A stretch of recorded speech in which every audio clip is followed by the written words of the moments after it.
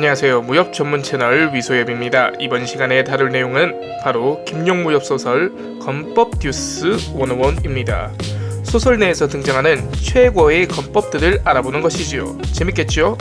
그럼 최고의 건법 베스트 11 지금 시작합니다.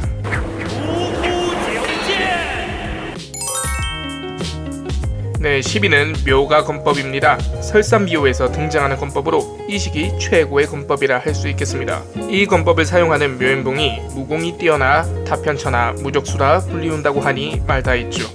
그러나 이 시기에 이르러서는 무공묘사가 현실적인 수준으로 바뀌게 되니 고대의 고수들의 무공에 비하면 확실히 뒤처질 것이라 예상해봅니다. 9위는 금사건법입니다. 금사건법은 벽혈검에서 등장하는 건법으로 작중 주인공인 원승지가 우연히 절벽 안의 동굴에서 금사랑군이 남긴 비급과 금사검을 발견해서 수연하게 되면서 익힌 건법인데요. 그 무공이 상당히 기괴하여 원승지가 강적을 상대로 할 때 금사랑군이 남긴 비급에서 얻어쓴 것이 많았다고 합니다. 8위는 옥소건법입니다. 옥소건법은 황약사가 창안한 건법으로 황약사의 무공 중 가장 오묘한 깊이를 자랑한다고 합니다. 그 외에는 옥퉁서를 불어서 내공으로 괴롭힌다거나 탄지신통을 주로 사용해서 그런지 옥소건법에 대한 위력은 찾기가 어렵네요. 다만 5절급의 황약사가 창시했기 때문에 그 무공의 위력만큼은 굉장할 것이다 라고 추측해볼 수 있겠네요. 7위는 월녀건법입니다. 김용 소설 중 가장 앞선 시대를 다루는 월녀검의 주인공인 아청이 창안해낸 검술로 이후 당나라 말기에 함형주라는 검술의 명인이 월녀검법을 보완해 강호에 널리 알리게 되었고 강남 7개의 한소영이 이 검법을 염화해 월녀검이라는 변호를 얻게 되었다고 합니다. 이후 절정고수인 곽정과 그 아래 제자들인 곽부, 무씨 형제들이 사용하게 되는데요. 곽정이 이 검법을 사용하게 되면 천하에 당할 자가 없는 절대 무적의 무공이 된다고 합니다. 아청이 최고수급으로 언급되기에는 한소영의 수준이 너무 낮은지라 7위도 좀 높은 것이 아닌가 싶기도 하네요. 6위는 연성건법입니다. 연성결 시기 최고의 건법이라 불리는 무공으로 이 건법의 비급을 연성결이라 불렀습니다. 이 건법은 당나라 시대의 명시를 모아둔 시집인 당시선집의 명시구를 따와 만들어졌지요. 그래서 세외에서는 당시건법이라 부르기도 했었는데요. 이 비급을 차지하기 위해 매념생의 세 제자들은 스승을 제거합니다. 그리고 연성결을 차지하기 위해 치열한 권모술수를 벌이게 되지만 결국 이 연성결의 비밀이란 바로 금은보화였었습니다. 물질 만능주의에 대한 김용 작가의 일침이 들어있다고 보면 되겠네요. 5위는 태극검입니다. 태극검은 소설 을천도용기에서 등장하며 장산봉이 창안해낸 54초식의 건법이라고 소개됩니다. 장산봉이 처음 장무기에게 시범을 보일 때는 그 모든 초수가 느였으며 재차 3차 선보일 때에는 초식의 형태가 달라지는 모습을 보여줍니다. 장무기는 건법을 보면 볼수록 초식을 잊어버리게 되는데요. 그것이 바로 태극검의 정수로 초식의 뜻을 익혀 자유자재로 검을 펼치라는 의도가 숨겨져 있습니다. 독보구검과는 반대인 후발제인으로 상대에게 한 걸음 양보하여 그 우열을 살핀 뒤 약점을 공격하여 적을 제압하는 방식입니다. 다만 초식이 없다는 점에서는 비슷하네요. 4위는 옥녀소신건법입니다. 옥녀소신건법은 고묘파의 임조용 조사가 창안한 옥녀신경에 수록되어 있는 건법입니다.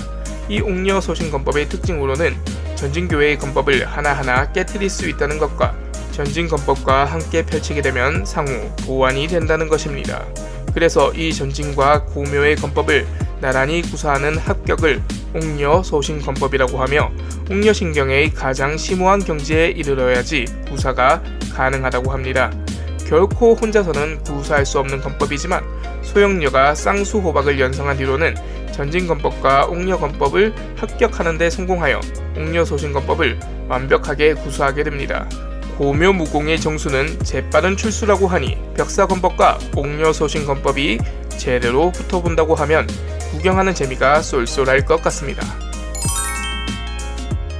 3위는 벽사건법입니다. 소설 소호강호의 시점에서 수많은 무림 고수들이 누리는 최고의 건법입니다. 이 벽사건법은 본래 규화보전에서부터 파생되어 나온 무공으로 아무리 평범한 인물이라도 이 무공만 익히게 된다면 최고의 고수가 됩니다. 작중에서 별 실력도 없는 임평지가 제대로 된 가전무공인 벽사건법을 익히고 나서 여창해와 목고봉을 뛰어넘을 정도로 강해지게 되지요. 이런 사기건법인 벽사건법에는 비밀이 있는데요. 그것은 이 벽사건법의 원전인 규화보전이 본래 황간이 익히기에 적합하게 만들어진 무공이었기에 제대로 벽사건법을 익히려면 거세를 해야 한다는 것입니다. 전 거부하겠습니다. 2위는 도고주제 독고구검입니다. 1절에 방어 초식은 없는 공격 일변도의 검술로 적이 강하면 강할수록 더 강해진다는 희대의 사기건법입니다.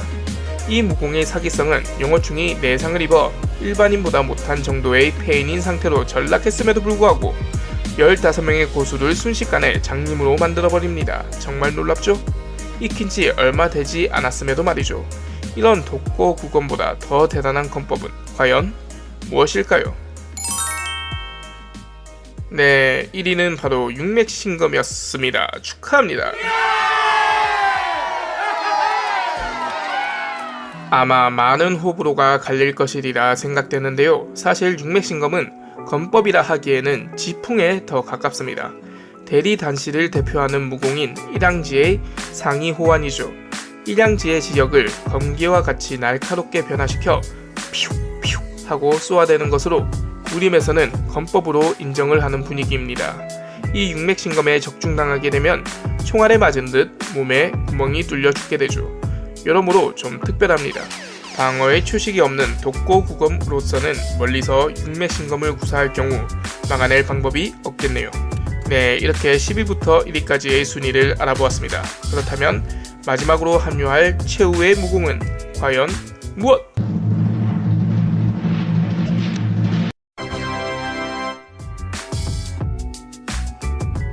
네, 마지막으로 합류할 11위는 바로 동귀건법입니다. 동귀어진에서 따온 이름으로 상대와 함께 죽기 위해 사용하는 건법입니다.